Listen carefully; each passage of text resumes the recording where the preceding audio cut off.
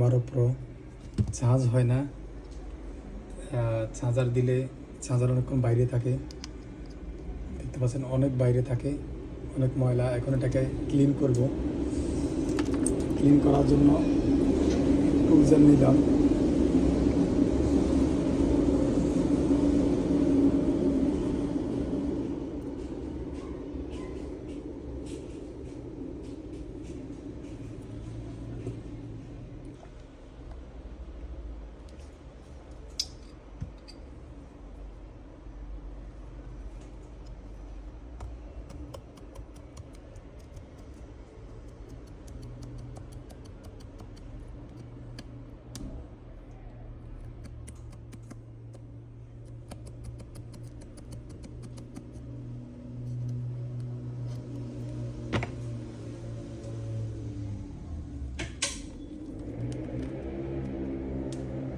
এখন চার্জ হচ্ছে,